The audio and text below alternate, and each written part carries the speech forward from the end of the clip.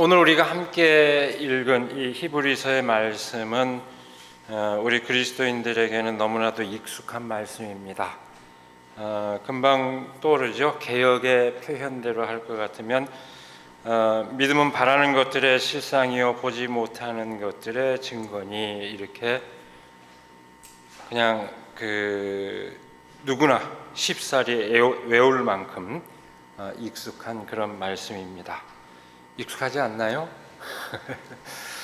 되게 그렇게 아주 익숙한 그런 말씀인데, 그래서 여기에 새삼 무슨 해석을 덧붙여야 할까 언뜻 보기에는 여지가 없어 보이는 그런 말씀이기도 합니다.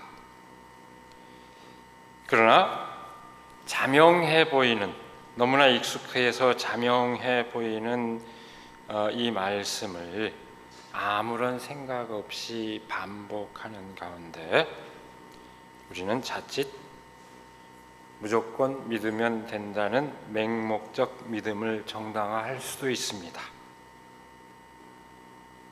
이때 믿음은 일종의 싸구려 맹신주의 또는 독단주의를 강화하는 어떤 역할을 하게 됩니다. 본문 말씀이 선포하는 믿음은 그런 잘못된 믿음과는 상관이 없습니다.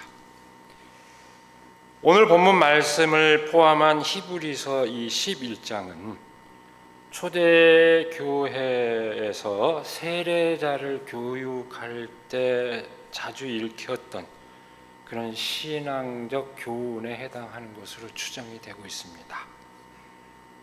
그 가운데서 오늘 이 본문 말씀은 예수 그리스도를 받아들이는 믿음에 앞서는, 예수 그리스도를 받아들이는 그 믿음에 앞서는 보다 시원적이라고 할까요? 또는 보편적이라고 할까요? 그런 믿음의 의미를 분명히 하고 있습니다. 보통 우리 그리스도인들에게 믿음 그러면 어떻게 연상이 됩니까? 예수 그리스도에 대한 믿음으로 동일시됩니다. 곧바로 믿음하면 예수 그리스도에 대한 믿음이다, 이렇게 떠올립니다. 그러나 본문 말씀은 바로 그 믿음의 바탕이라고 할 수 있는 보편적인 그 믿음을 역설하고 있습니다. 특별히 바울 서신에서 역설하는 믿음은 율법을 따르는 행위에 대립되는 의미로서 그리스도의 복음에 대한 믿음을 대부분 뜻합니다. 뜻할 때가 많습니다. 그런데 히브리서 오늘 읽은 이 11장에서 말하는 믿음은 그리스도에 대한 믿음과 무관하지 않지만 그 믿음을 가능하게 하는, 그리스도에 대한 그 믿음을 가능하게 하는 어떤 시원적인, 가장 바탕이 되는 그 믿음을 얘기하고 있습니다. 모든 일의 출발점이 되는 그런 믿음을 말하고 있는 것입니다. 우리가 살아가는 데서 원동력이 되는 것으로 언제나 필요한 믿음입니다. 이것은 우리가 미처 길게 이어지는 본문이라 다 읽지 않았습니다만 12장 3절의 말씀을 보면 이렇게 되어 있습니다. 믿음의 창시자요 완성자인 예수를 바라봅시다. 잘 주목하시기 바랍니다. 믿음의 창시자인 예수님을 바라봅시다. 완성자인, 창시자요 완성자인 예수를 바라봅시다. 이렇게 말한 대목에서 아주 분명해집니다. 예수에 대한 믿음이 아니라 예수의 믿음을 얘기하고 있습니다. 그 믿음을 우리가 본받아야 한다는 것입니다. 믿음에 대한 이와 같은 접근은 우리의 믿음 생활, 우리의 그 신앙 생활의 정도, 바른 길이 어떤 것이어야 하는가를 보여줍니다. 우리의 고유한 신앙 생활은 일반적인 의미의 그 믿음과 무관하지 않습니다. 우리 그리스도인들은 자꾸 구별되는 점만 강조하려고 하지만 일반적인 의미의 그 믿음과 무관하지 않습니다. 예수 그리스도에 대한 올바른 믿음은 일반적인 인간관계와 일반적인 사회생활에서의 그 믿음을 갖는 것과 결코 무관하지 않습니다. 옳은 것에 대한 확신, 사람의 선의에 대한 그 믿음을 갖고 행동하는 것은 한편으로 생각하면 우리 그리스도인들에게는 그리스도를 따르는 그 믿음의 결과일 수도 있지만 그 반대로 그 믿음을 가능하게 하는 바탕일 수도 있습니다. 오늘 이 히브리서의 말씀은 그 바탕이 되는 그 믿음을 강조하고 있습니다. 본문 말씀은 그 믿음을 이렇게 말합니다. 믿음은 바라는 것들의 확신이요 보이지 않는 것들의 증거입니다. 세번역 말씀입니다. 제가 다시 한번 확인합니다만 여기서 말하는 믿음은 맹목적인 믿음이나 그저 주관적인 어떤 확신으로 그치는 것은 아닙니다. 여기서 세번역은 확신이라고 이렇게 번역을 해놨는데 옛날 번역본들을 보면은 실상, 우리가 또 익숙한 개혁대로 따를 것 같으면 보증, 이렇게 한 것이 더 원문에 가까운 표현입니다. 잘 이해가 안 되니까 확신이라고 이렇게 바꿔놨는데 사실은 실상이니 보증이니 하는 것이 원문의 표현입니다. 말하자면 바라는 것들을 이루어주는 근거요 바탕에 해당한다는 뜻입니다. 그것은 이어지는 그 구절이 사실상 같은 의미로 얘기하고 있듯이 아직 보이지 않는 것들을 가능하게 해주는 근거가 됩니다.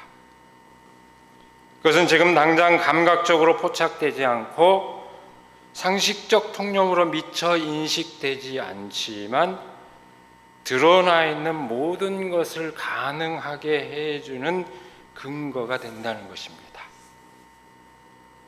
바로 그 진실에 대한 깨달음과 인정이 믿음이 되는 것입니다.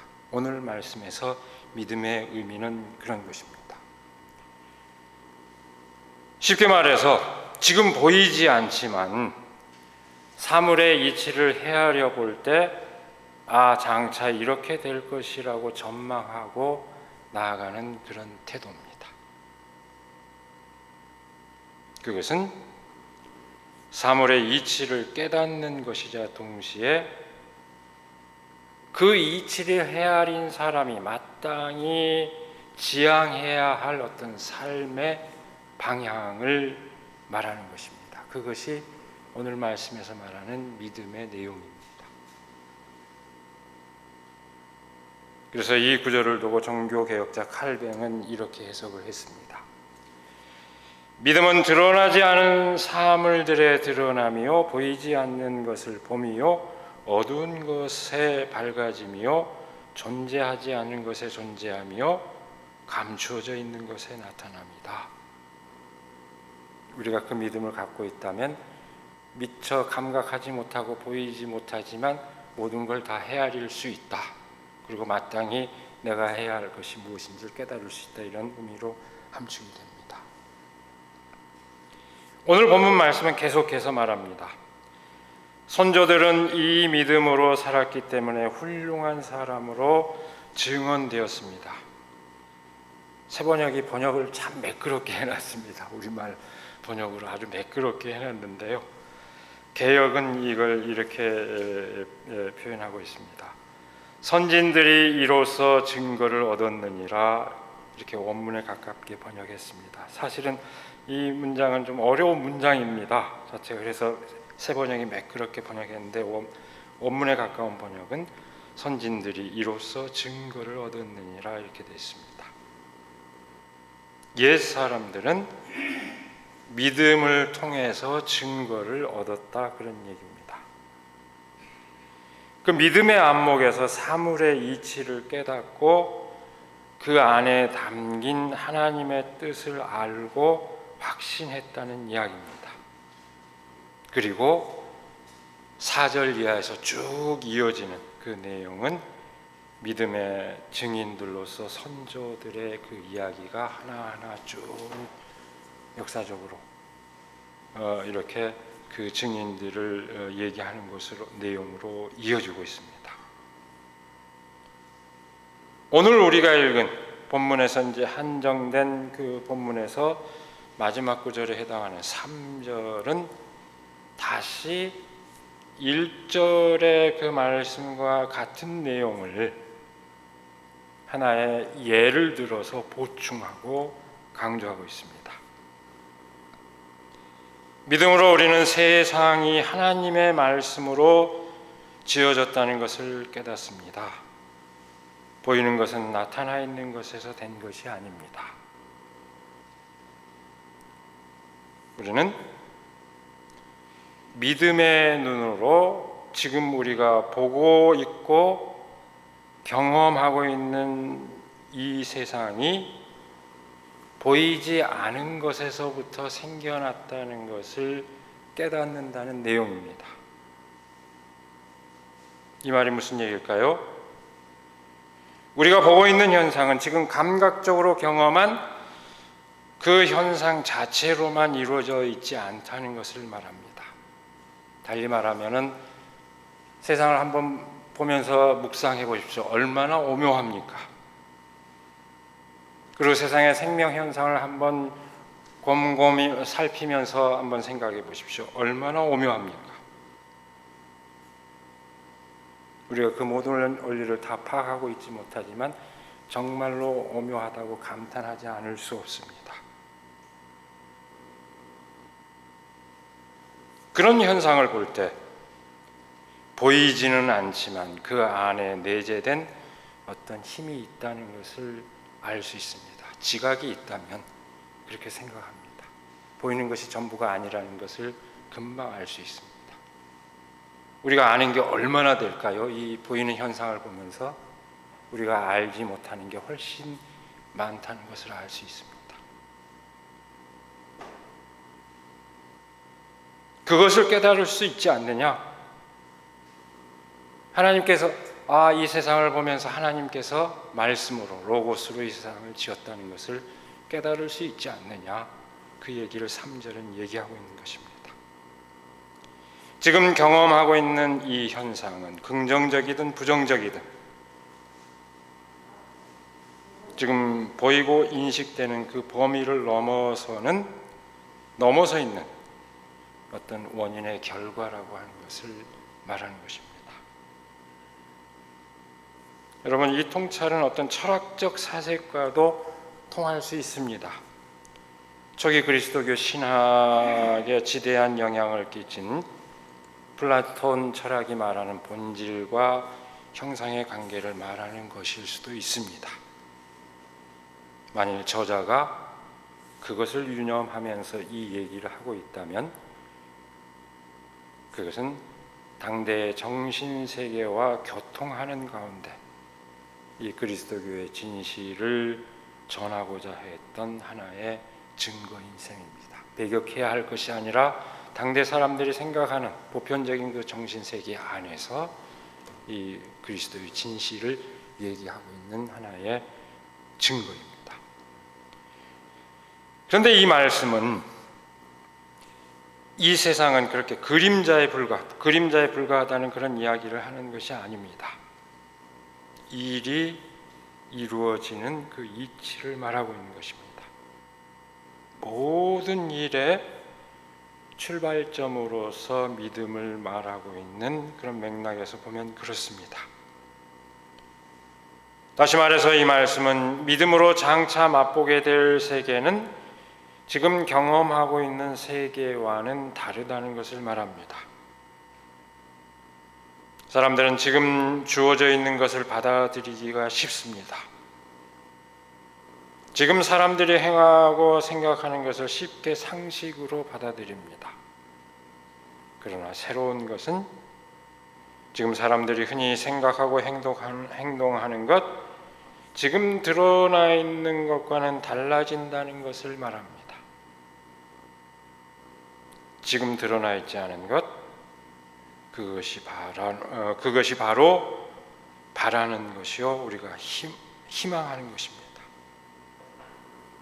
믿음은 사물의 이치를 깊이 새기는 가운데 바라는 것을 마음 깊이 새기는 것이요, 그것을 맛보기 위해 헌신하는 것입니다.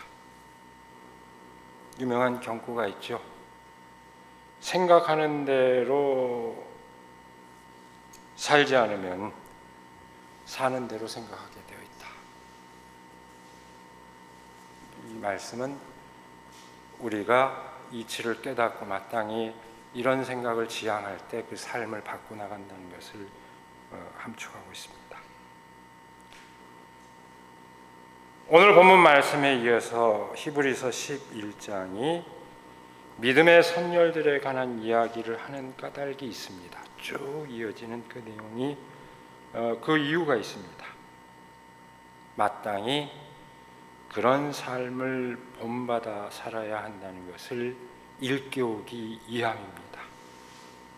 믿음은 단지 지적 승인의 차원이 아닌 의지와 실천의 차원이라는 것을 말해줍니다. 더욱이 11장 마지막 절인 39절에서 40절 말씀을 보면은 아주 의미심장한 말씀으로 마감되고 있습니다. 이 모든 사람은 믿음으로 말미암아 훌륭한 사람이라는 평판은 받았지만 약속된 것을 받지는 못하였습니다. 하나님께서 우리를 위하여 더 좋은 계획을 미리 세워두셔서 우리가 없이는 그들이 완성에 이르지 못하게 하신 것입니다.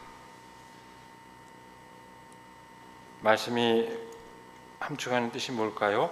이 말씀은 끊이지 않는 믿음의 역사, 끊이지 않는 희망의 역사를 환기함과 동시에 바로 그 역사를 돌이켜 볼 수 있는 시점에 있는 그 시대에, 그 당대의 사람들에게 그들이 감당해야 할 사명이 무엇인지를 일깨워줍니다. 우리가 없이는 완성에 이르지 못할 것이다. 이 말씀은 지금 당대의 사람들이 희망의 계승자가 되어야 한다는 그것을 일깨워줍니다. 한순간도 끊겨서는 안 될 믿음의 역사, 희망의 역사를 말하고 있습니다. 그렇게 얘기하고 나서 비로소 히브리서는 12장에서 아까 말씀드렸습니다마는 믿음의 창시자요 완성자이신 예수 그리스도를 바라봅시다. 이렇게 얘기하고 있습니다. 그러면 여러분은 낙심하여 지치는 일이 없을 것입니다. 여러분은 죄와 맞서 싸우지만 아직 피를 흘리기까지 대항한 적은 없습니다. 여러분, 피를 흘리기까지 대항한 적, 여러분들이 믿음을 갖고 있다고 하지만 믿음을 지키기 위해서 피를 흘려본 적이 있느냐? 섬뜩한 얘기처럼 들리죠? 이 말씀은 예수 그리스도께서는 피를 흘리기까지 그 믿음을 이루기 위해서 헌신하셨는데 그걸 생각하면은 우리가 믿음을 이루기 위한 그 여정에서 쉽게 나자빠질 수 있겠느냐, 지칠 수 있겠느냐? 여러분은 피 한 번 흘려보지 아직 않지 않았습니까? 예수님은 그렇게 피를 흘리기까지 그 믿음을, 당신이 가진 그 믿음을 이루기 위해서 몸을 바쳤는데 여러분은 그렇지 않지 않았습니까? 쉽게 지칠 수 있겠느냐? 그런 얘기입니다. 그리고 오늘 본문 말씀이 지향하는 것은 아주 분명합니다. 숱한 신앙의 선조들이 보여주었고 마침내 예수 그리스도께서 가장 확실하게 보여주셨던 믿음의 본보기를 따라 살라는 것입니다. 그것은 지금 주어진 현상에 매달려 있는 사람들에게는 낯설게 느껴질지 모르겠지만 결코 허황된 것이 아니라는 것입니다. 세상의 이치를 헤아리고 그 가운데서 감당할 수 있는 몫을 깨닫고 그렇게 깨달은 대로 살아가는 믿음은 우주적 생명의 질서에 역행하지 않고 거기에 동참하는 그런 의미를 지닙니다. 여러분, 예수님께서는 살아계실 때에 숱하게 그 믿음이 없는 패역한 세대를 두고 한탄하셨습니다. 예수님은 숱하게 얘기했습니다. 그것이 단순히 자신에 대한 믿음을 얘기했을까요? 그렇지 않습니다. 보다도 보편적인 근원적인 그 믿음을 얘기한 것입니다. 하나님에 대한 믿음으로 표현되는 그걸 두고 한탄하셨습니다. 오늘은 특별히 예수님께서 예루살렘에 입성한 날을 기리는 종려주일입니다. 종려나무 가지를 꺾어서 흔들며 환영했다고 해서 종려주일이라고 부릅니다. 예루살렘에 입성하신 예수님께서는 믿음 없는 세대를 보고 다시 눈물을 흘리셨습니다.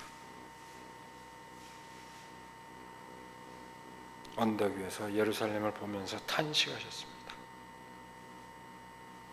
그리고 성전을 정화하셨습니다.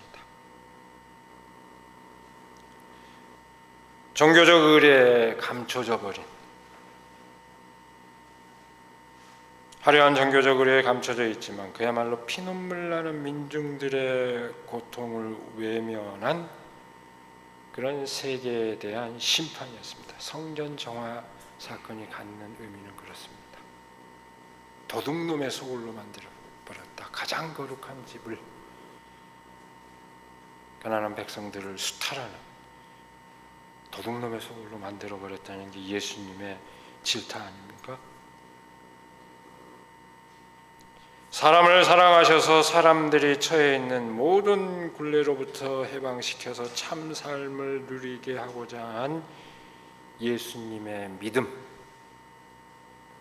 정말로 사람을 사랑하고 그들을 모든 억압의 굴레에서 벗어나게 하는 것이 하나님의 뜻이라는 것이 예수님의 믿음입니다. 그리고 그 믿음대로 살았습니다. 그 믿음은 그렇게 타락한 권력을 부정하고 거부하는 행위로 구체적으로 드러났습니다.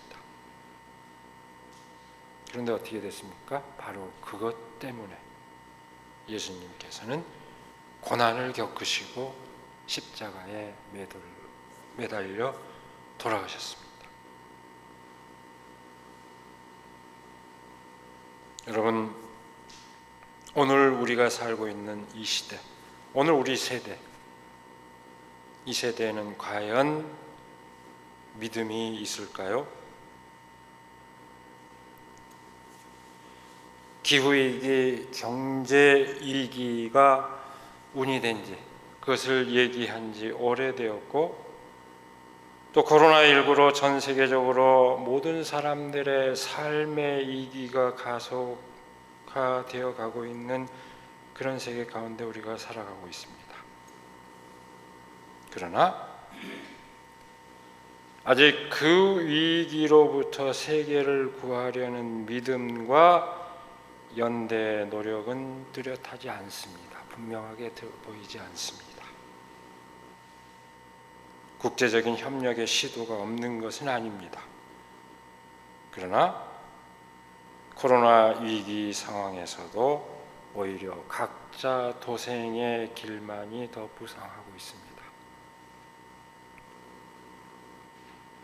소위 G2라는 두 큰 나라는 서로 경쟁을 하고 있고 세계를 어떻게 하면 모든 사람들의 그 삶을 바꿀 수 있을까 협력하기보다는 서로를 질타하고 있는 상황이고, 많은 나라들이 전부 저마다 자기 나라만 살기에 급급해하고 있는 그런 실정입니다.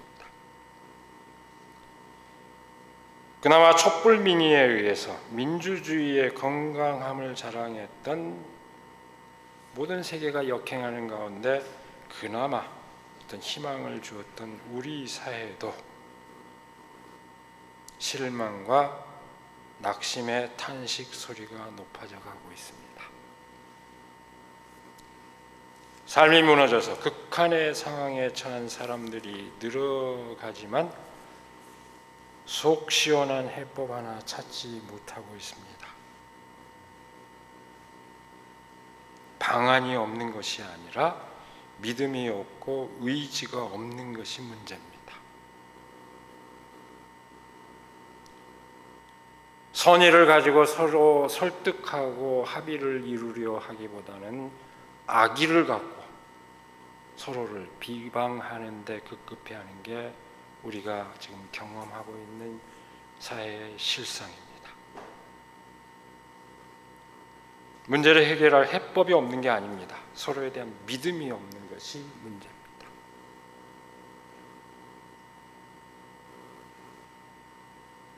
교회는 어떻습니까? 오늘 그리스도인들에게 믿음은 과잉되어 있습니다. 말끝마다 믿음을 외치지만 그것이 정말 진실한 것인지는 의문입니다. 모든 사람들이 처해 있는 고통스러운 상황에 공감하고 함께 해결하려는 의지보다는 자신들만의 세계를 구축하는 데 골몰하는 그리스도인들에게 과연 진정한 믿음이 있다고 얘기해야 할까요? 그렇지 않습니다. 그러니 결국 오늘의 교회는 세상으로부터 믿음을, 세상으로부터 신뢰를 상실하고 말았습니다. 오늘 말씀은 바로 이런 세계를 향하여, 이런 세계 가운데 살아가는 모든 사람에게 선포합니다. 인간이 진정한 삶을 누리려면 어떻게 해야 할지